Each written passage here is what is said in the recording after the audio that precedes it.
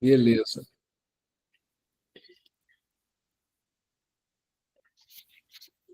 Pois não, Fausto. Eu ouvi essa semana 2 palestras do Jorge e uma do Haroldo sobre a síndrome de Nicodemos.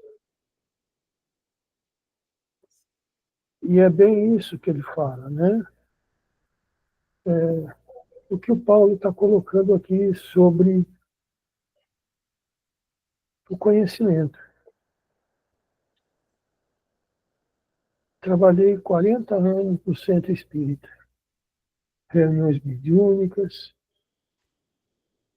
atendimento fraterno, caridade e tal, fiz um monte de coisa.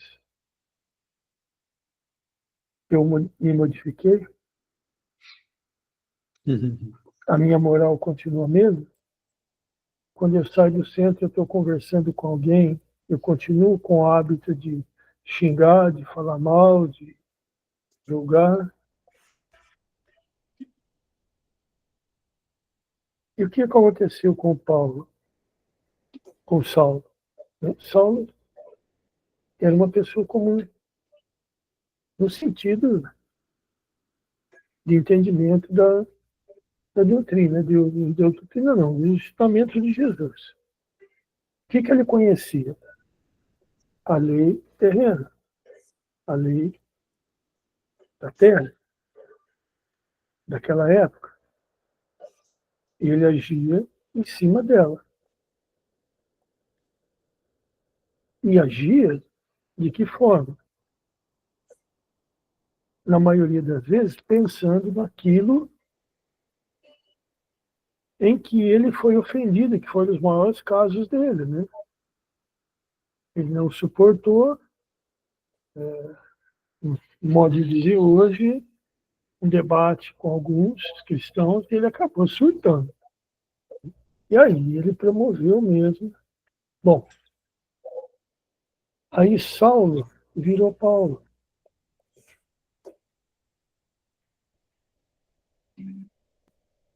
E aí ele começou a fazer a mudança dele. Mas para ele começar a fazer a mudança dele, ele teve que fazer o quê?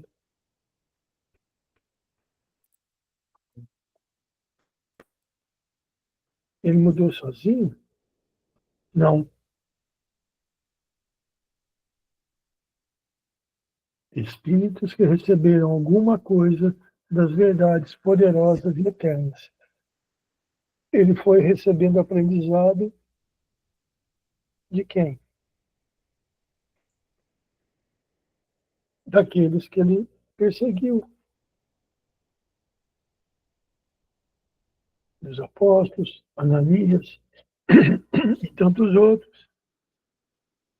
Eles foram passando para eles os ensinamentos de Jesus. E não é nada mais do que nós estamos fazendo agora, que é através da doutrina. Nós temos em nossas mãos todo esse gama de aprendizado que foi escrito, deixado pelo Chico, pelo Divaldo, e por alguns outros, né? Sobre tudo. Kardec colocou o Evangelho, colocou o Livro dos Espíritos e o Livro dos Médiuns. Está certo que o Livro dos Espíritos e dos Médiuns são um livro voltado mais para quem é médio, né? E para quem pratica a mediunidade através dos trabalhos. Mas o Evangelho é o código moral de Jesus.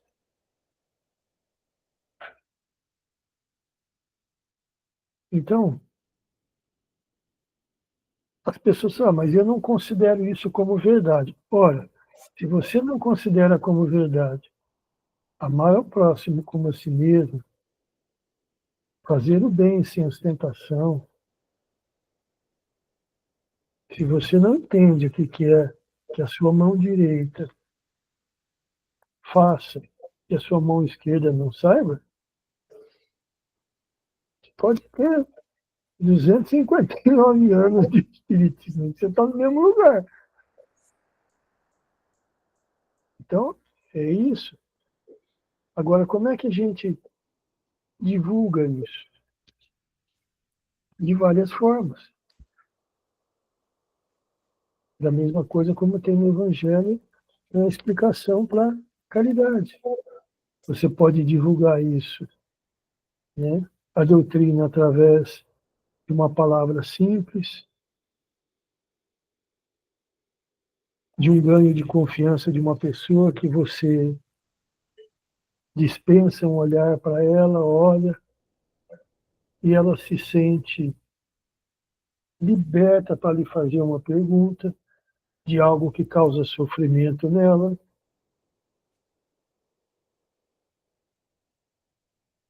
Então, tem uma série de coisas que ele está colocando, que a gente vai ver mais para frente aí. Né? Então, essas verdades poderosas e eternas, muitas vezes ela é verdade, na maioria das vezes é verdade para nós, mas não é verdade para os outros. Mas não importa, porque são palavras de caridade, são palavras de amor, são palavras de bondade. Pode ser que hoje a pessoa não entenda que isso seja uma verdade, mas, como diz no Evangelho, a dor nos iguala. Amanhã, se um dia essa pessoa tiver em sofrimento absoluto e ela precisar, uma palavra dessa, que ela não considerava como verdade, desperta nela alguma coisa, ou seja, desperta nela é poderosa. Então, o trabalho que a gente faz, não importa se a pessoa vai dar continuidade nele, se ela vai aceitar ou não. O que importa é que devagar a gente divulgue, coloque. Nunca deixe de dar uma palavra para uma pessoa, de ouvir o que ela tem para dizer, de estender uma mão, de ter um olhar benevolente.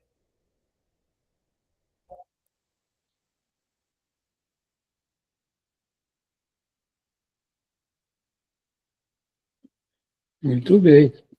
Obrigado, Fausto. Então, vamos mais um parágrafo, né? Quem alcançou a felicidade de compreender o ensinamento do Cristo ou de seus emissários, recebe um sagrado depósito em valores imortais. Sabe, Saulo que a virou gente... Paulo. Isso. Isso mesmo.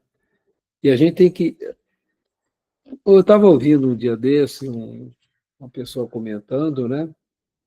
Ele falou assim, tem muita gente que tem medo de brilhar à luz, né? Tem esse conhecimento, vamos dizer assim, o conhecimento intelectual, né, do Evangelho, consegue citar até capítulo, versículos, conhece o livro dos Espíritos, cita questões e tudo, mas muito bom. Mas é muito importante, só um minuto, gente. Mas o mais importante é viver isso. O Faustinho está chamando a atenção da questão da caridade, né? A questão da mão direita não saber o que sabe a esquerda, né? Do amor ao próximo. Hoje, desculpa.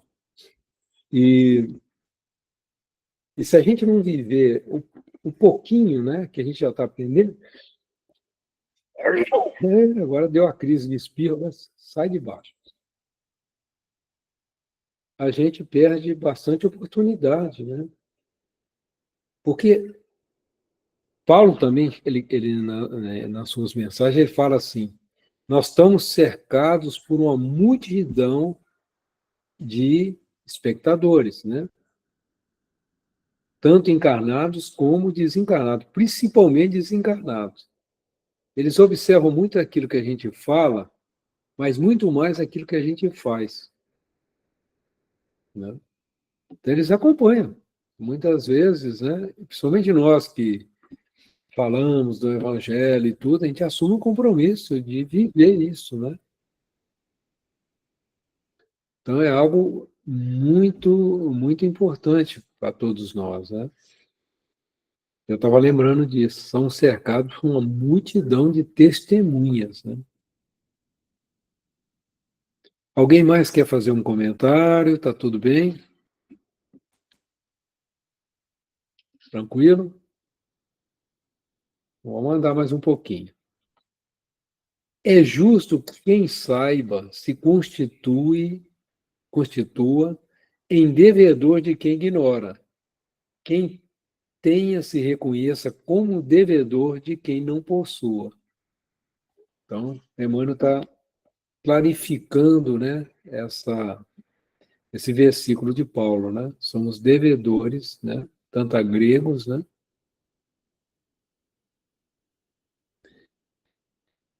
Então, gente, à medida que a gente vai aprendendo o Evangelho, eu lembro muito das orientações da espiritualidade, fala assim, se você já tem um dia de Evangelho, já tem a compreensão de um pouquinho do Evangelho, coloque em prática, né? Já coloque em prática. Não fique esperando, né, você, vamos dizer assim, dentro da convenção humana, receber um diploma para poder exercer o cristianismo. Não precisa disso.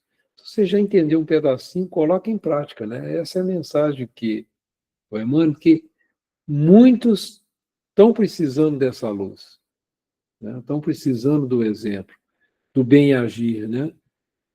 Porque a gente vê na mídia em geral mostrar muitas coisas negativas, muito pouco as coisas positivas, mas nós podemos ser instrumentos, né, exemplo das coisas boas que acontecem, e acontece muito no mundo, só que não é divulgado, né?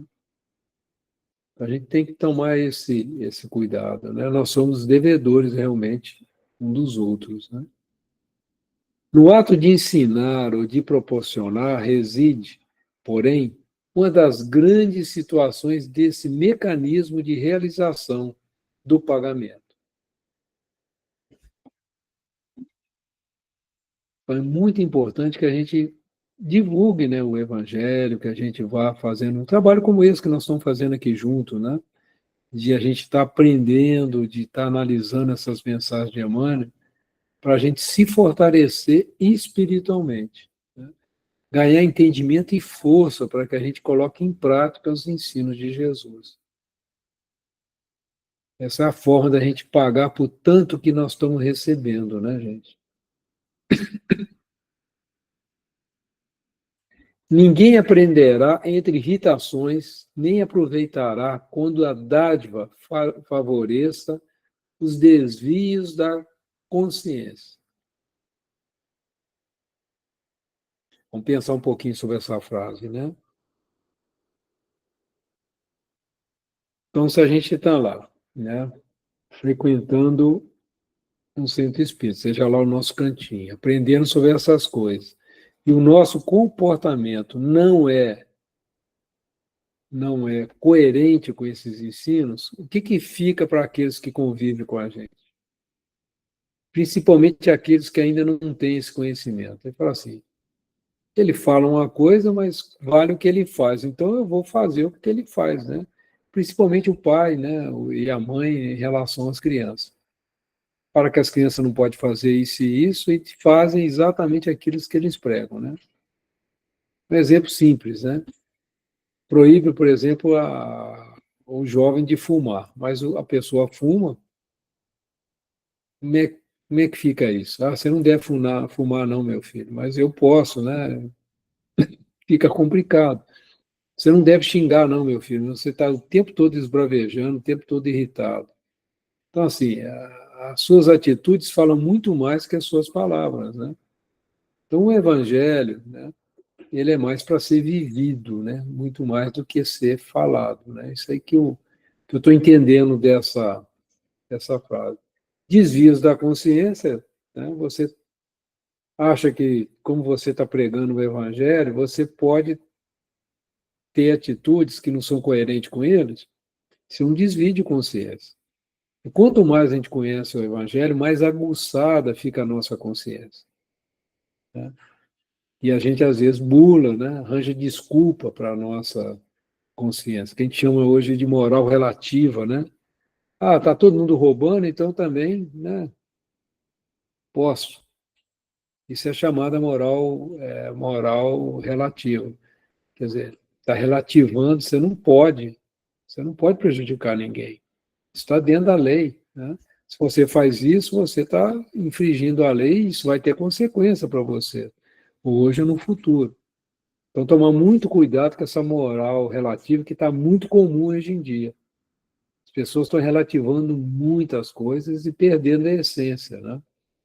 Então, esse é um ponto assim, que eu entendi desse parágrafo. Ninguém aprenderá entre irritações, nem aproveitará quando a dádiva favoreça os desvios da consciência.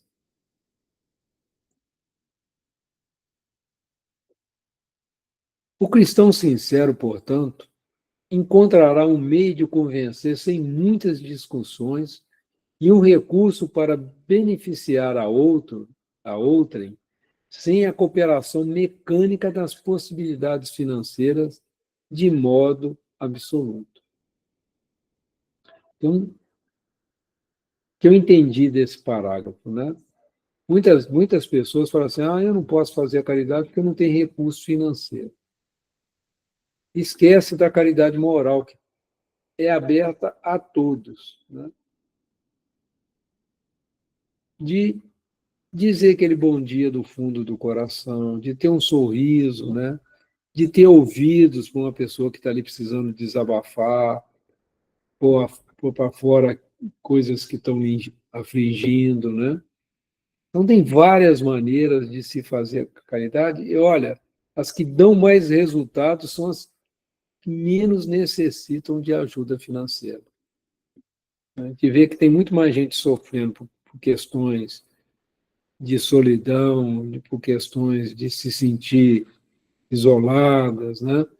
Do que efetivamente por questões financeiras. O problema assim, de resolver problemas de necessidades materiais muitas vezes é mais fácil de ser resolvido de que a gente dá suporte moral, dá suporte a uma pessoa que está doente, que está passando por uma doença grave, né?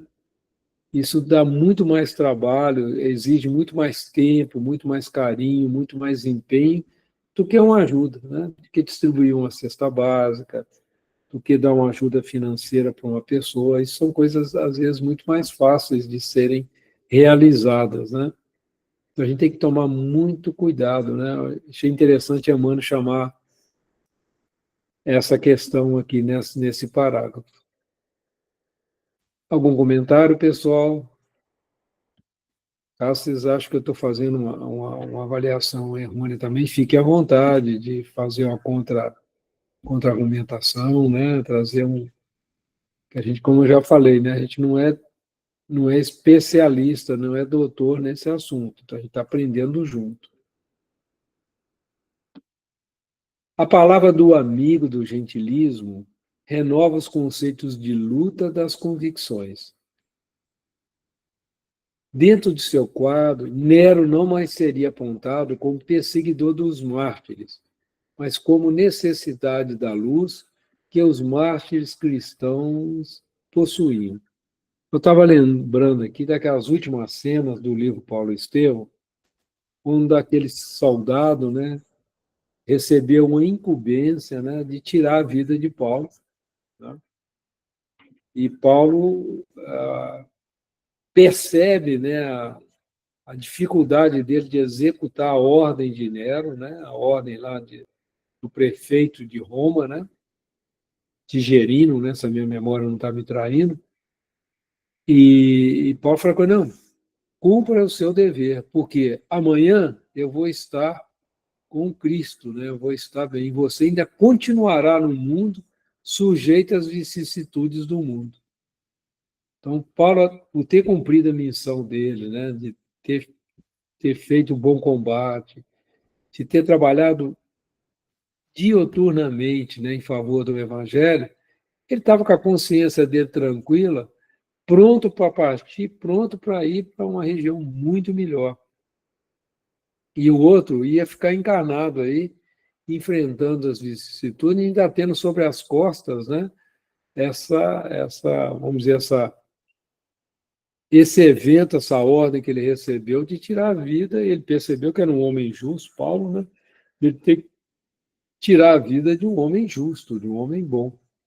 Então, imagina a situação, né? Então, na medida que a gente vai vivendo o Evangelho, que a gente vai praticando o amor ensinado por Jesus, a gente vai ganhando essa coraça da fé, a gente vai ganhando essa fortaleza de pensamento, essa tranquilidade de uma consciência limpa, né? Tranquila. Então, quando a gente está diante do passamento, né? Como a gente estuda lá no livro O Céu e o Inferno, diante da morte, a gente faz essa passagem com tranquilidade, né? Estamos aí, vamos dizer assim, em paz com aquilo que nós podemos fazer em favor do nosso próximo, em favor dos ensinos de Jesus. Se a gente consegue obter isso, né, essa tranquilidade, a gente consegue até consolar aqueles que ficam, diante do nosso passamento para a vida maior. Eu estava lembrando desse quadro final da obra, né, Paulo Estevam, da beleza, né? E nela, né? Ele não seria, era uma grande necessidade da luz, né? Que os mártires cristãos que iam, né, no circo cantando para a morte, para o sacrifício, Nero ainda não tinha nem condição de compreender isso, né? E eles sim, já tinham ganhado essa luz, já tinham ganhado essa moral, né, cristã, já tinham ganhado, já tinham eliminado muitas imperfeições que eles traziam em seus corações. E esse é o grande objetivo, gente, do estudo do Evangelho, é nos ajudar a ir apagando, né, tirando de dentro as nossas imperfeições, né? Esse é o grande desafio. Algum comentário, pessoal? Esta é uma consoladora verdade que encherá as almas dos aprendizes, fiéis de compreensões generosas. O Espiritismo é o consolador prometido, né? E à medida que a gente vai compreendendo, né, trazendo essa mensagem para a nossa vida, nós estamos enchendo as nossas almas de compreensões generosas, né? A nossa consciência, a nossa maneira de ver, de viver e de agir no mundo.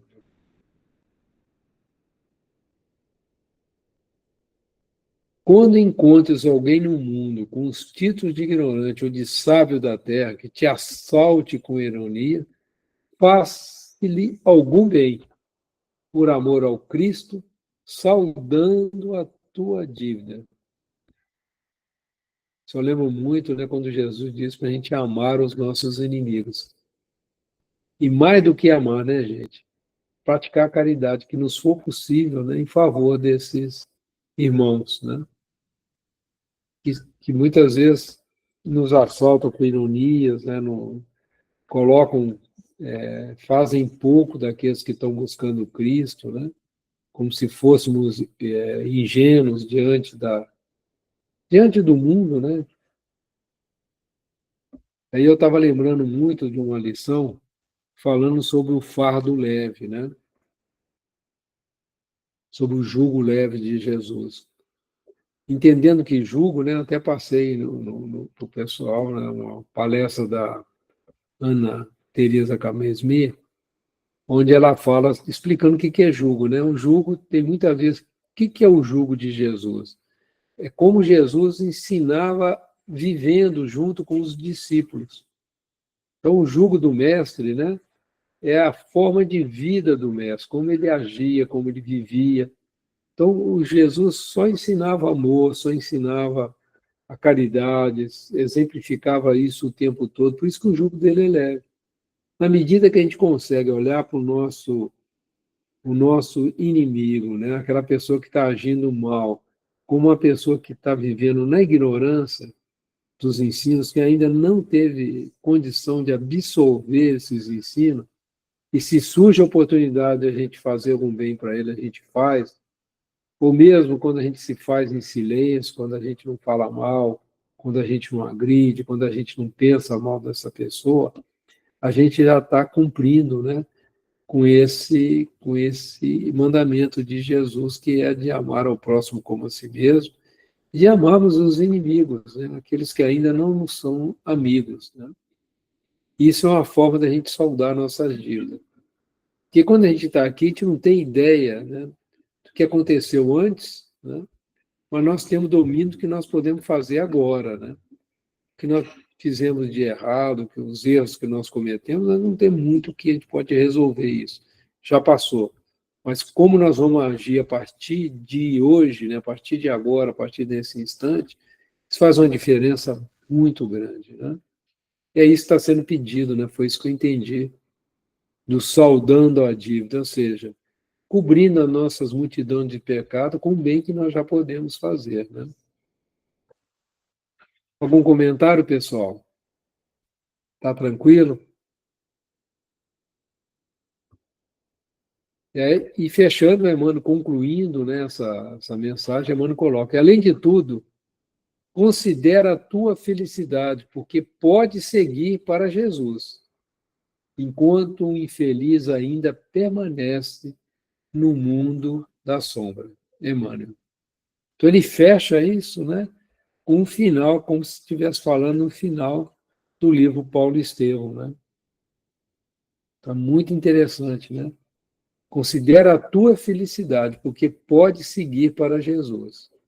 Então, na medida que a gente vai vivendo o Evangelho, né, a nossa vida vai sendo tutelada, né, com o nosso proceder em cima daquilo que Jesus ensinou, nós vamos seguindo para Jesus. Enquanto aqueles que ainda não compreendem isso, muitas vezes estão criando todos esses problemas que nós estamos vendo aí no mundo, guerras, corrupções, perseguições, etc., etc., eles ainda vão continuar aqui no mundo de sol, vão ter que reencarnar novamente, vão ter que passar por essas provas.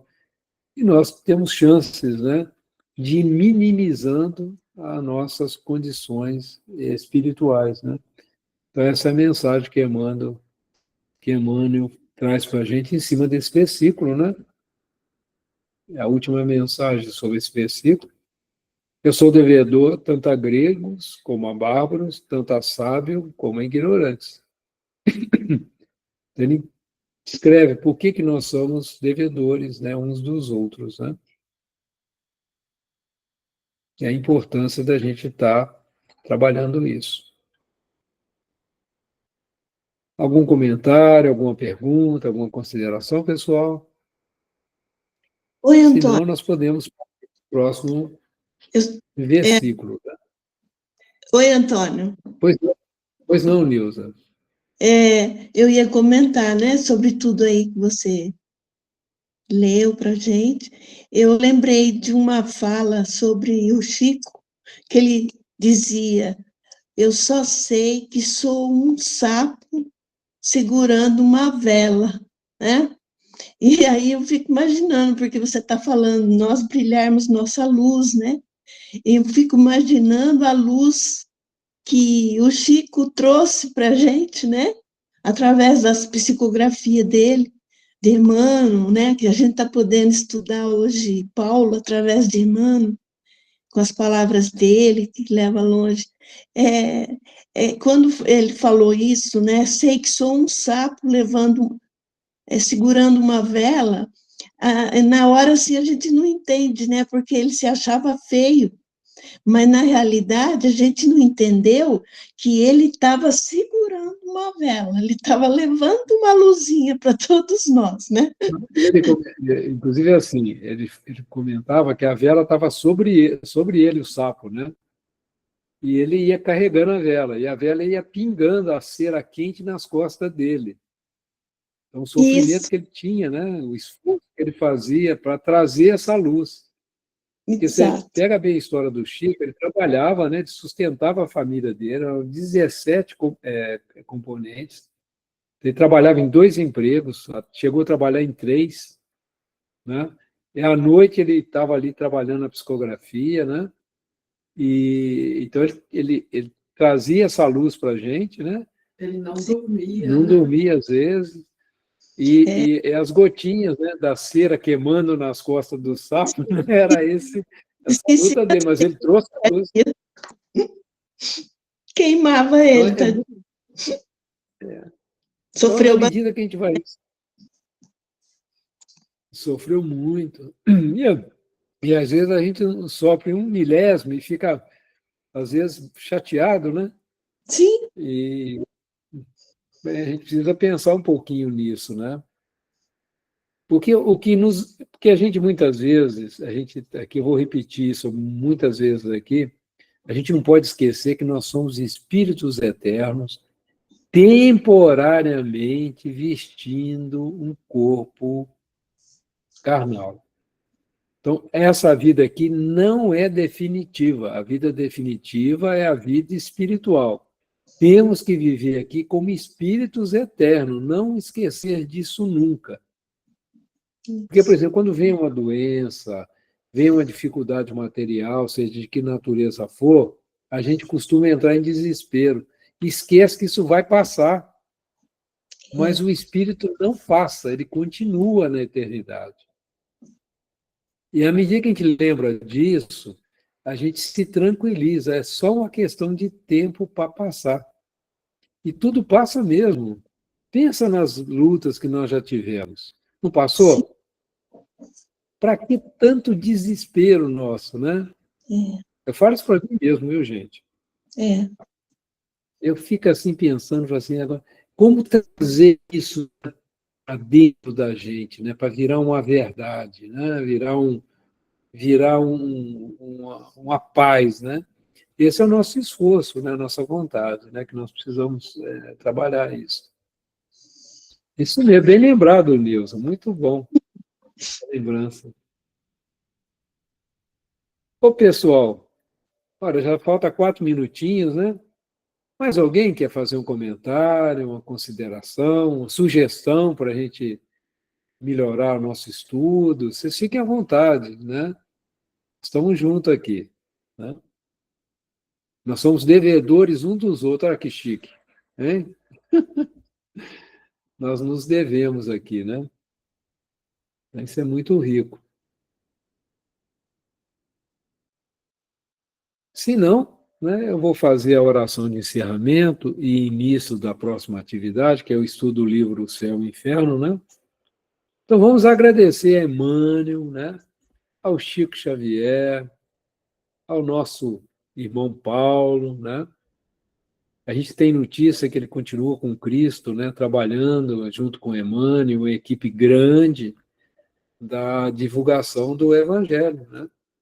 Entre nós aqui na Terra. E a gente vê que o mundo está precisando muito de Jesus, né? Está precisando muito de compreender quem foi Jesus, né?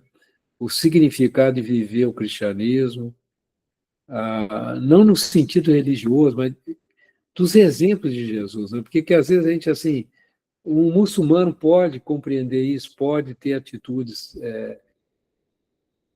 do bem, né? Atitudes caridosas, o budista, o islã, o pessoal do islã, todos nós podemos ter, né? Essa é uma verdade universal. A gente tem que tomar muito cuidado de não criar, vamos dizer, fronteiras religiosas, né? Então é muito importante a gente trazer isso aberto ao coração. Tantas religiões cristãs, seja ela protestante, evangélica, estão todo mundo bebendo da mesma fonte, né? Compreendendo às vezes de maneira diferente, mas se nós entendemos a base, né, que é amar o próximo como a si mesmo, amar a Deus sobre todas as coisas, né? Se a gente compreender isso na sua extensão, na sua grandeza, nós estamos caminhando na direção certa, né? Então, não é no Espiritismo que está a salvação, não é na igreja, não é na verdade, é na caridade, como Jesus a entendia, benevolência para com todos, indulgência para as imperfeições dos outros, perdão das ofensas. Então, fora disso, realmente nós vamos ficar enrolados, né? Então, a gente guardar bem isso em nossos corações.